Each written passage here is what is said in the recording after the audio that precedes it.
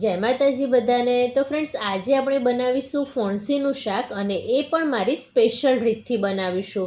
તો કોઈ પણ જાતના ખડા મસાલા, ગરમ મસાલા, ડુંગળી, લસણ વગર બનાવીશું, છતાં શાક ખૂબ જ ટેસ્ટી બનશે। તો એની સ્પેશિયલ ટ્રીક હું તમને આગળ વિડીયોમાં જણાવીશ, તો વિડીયોને એન્ડ સુધી જરૂરથી જોજો। અને રેસીપી સારી લાગે ને તો વિડીયોને લાઇક કરીને ચેનલને સબસ્ક્રાઈબ કરવાનું જરાય ના ભૂલતા। તો અહીં મેં 250 ગ્રામ જેટલી એકદમ કૂણી ફણસી લીધી છે, અને તેને આ રીતે મીડિયમ ટુકડામાં કાપી લેવાની છે। પણ જો તમને થોડા મોટા ટુકડા પસંદ હોય ને તો તમે એ રીતે પણ કાપી શકો છો। તો અહીં મારી બધી જ ફણસી સમારાઈને તૈયાર છે, અને આટલા માપથી 4 જણ આરામથી જમી શકે ને એટલું શાક તૈયાર થશે। અને હવે ફ્રેન્ડ્સ, શાકનો ટેસ્ટ વધારવા માટે એક પેસ્ટ તૈયાર કરવાની છે। તો મિક્સર જારમાં એક મીડિયમ સાઇઝના ટામેટાને આ રીતે રફલી કાપીને લીધું છે। તીખાશ માટે 2 લીલા મરચાં, થોડા એવા લીલા ધાણા, 1 ચમચી સફેદ તલ, 1 ચમચી જીરું, અને થોડું એવું પાણી ઉમેરીને એકદમ સ્મૂથ ગ્રાઇન્ડ કરી લેવાનું છે। તો આ જે પેસ્ટ તૈયાર થશે ને, એ પેસ્ટ તમે કોઈ પણ શાકમાં ઉમેરશો ને તો શાકનો ટેસ્ટ તો ખૂબ જ વધી જશે, સાથે સાથે શાકમાંથી ખૂબ જ સરસ એવી સુગંધ પણ આવશે। તો ફ્રેન્ડ્સ, તમે ક્યારેય આ રીતે પેસ્ટ બનાવીને શાક ના બનાવ્યું હોય ને તો જરૂરથી બનાવજો, અને પછી મને તમારો અનુભવ કમેન્ટ કરીને જરૂરથી જણાવજો। અને હવે શાક બનાવવા માટે પેનમાં 3 થી 4 ચમચી જેટલું તેલ ગરમ કરવા મૂકીશું। તેલ પ્રોપરલી ગરમ થાય એટલે અડધી ચમચી રાઈ ઉમેરીશું।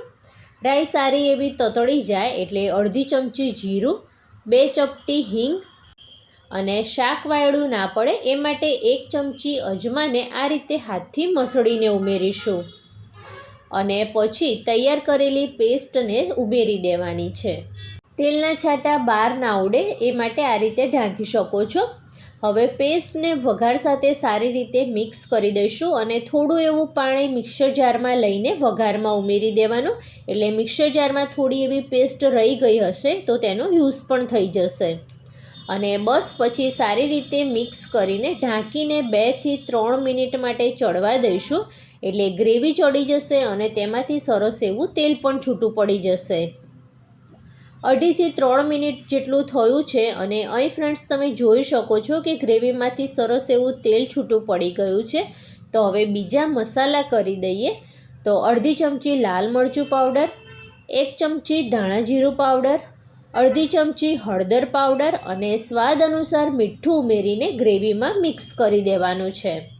તો અહીં ફ્રેન્ડ્સ, આપણે લાલ મરચું અને લીલું મરચું એમ બંને મરચાંનો ઉપયોગ કર્યો છે, એટલે તમે જે રીતે તીખું ખાતા હોય ને એ પ્રમાણે મરચું બેલેન્સ કરવાનું।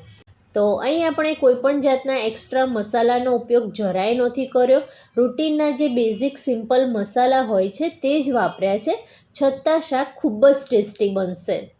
અને અડધી 1 મિનિટ જેટલું થયું છે, મસાલા સારી રીતે ચડી ગયા છે, તેલ પણ છૂટું પડી ગયું છે। તો હવે આપણે ફણસી ઉમેરી દેવાની છે, અને બસ ગ્રેવી સાથે સારી રીતે મિક્સ કરીને ઢાંકીને ચડવા દઈશું। વચ્ચે વચ્ચે મિક્સ કરતા રહેવાનું છે, એટલે તળિયે ચોંટવા ના લાગે। તો ફ્રેન્ડ્સ, આ શાકની ખાસિયત એ છે કે આ શાકમાં આપણે ગુજરાતી ટેસ્ટની સાથે થોડો એવો પંજાબી ટેસ્ટ પણ એડ કરવાના છીએ। તો એ કઈ રીતે, તો એ હું તમને આગળ વિડીયોમાં જણાવીશ। એટલે જો એકના એક ટેસ્ટવાળું તમે શાક ખાઈને કંટાળી ગયા હોય ને તો આ રીતનું ફ્યુઝન કરીને તમે કોઈ પણ શાક બનાવી શકો છો, એટલે જમવાની પણ મજા આવે અને કંઈક નવું પણ લાગે। અને શાકને ચડતા સમયે જો તમને એવું લાગે કે તળિયે ચોંટે છે તો તમારે થોડું થોડું ગરમ પાણી ઉમેરતા જવાનું અને ફણસીને ચડવવાની।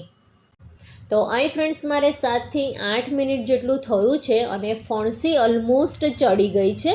તો હવે આપણે શાકને પંજાબી ટેસ્ટ આપવા માટે 1 ચમચી ફ્રેશ મલાઈ ઉમેરીશું। જી હા ફ્રેન્ડ્સ, મલાઈ ઉમેરવાથી ટામેટાની ખટાશ બેલેન્સ થશે, અને સાથે સાથે પંજાબી લુક અને ટેસ્ટ પણ આવશે। તો આ શાક ફ્રેન્ડ્સ ટેસ્ટમાં એટલું બધું ટેસ્ટી બને છે ને કે જમવા બેસશો ને ત્યારે 4 રોટલીની જગ્યાએ 8 રોટલી ખવાઈ જશે ને તો પણ ખબર નહીં પડે। તો અહીં મારી ફણસીના શાકની રેસીપી જો તમને થોડી પણ ગમી હોય ને તો વિડીયોને લાઇક કરીને ચેનલને સબસ્ક્રાઈબ કરવાનું જરાય ના ભૂલતા।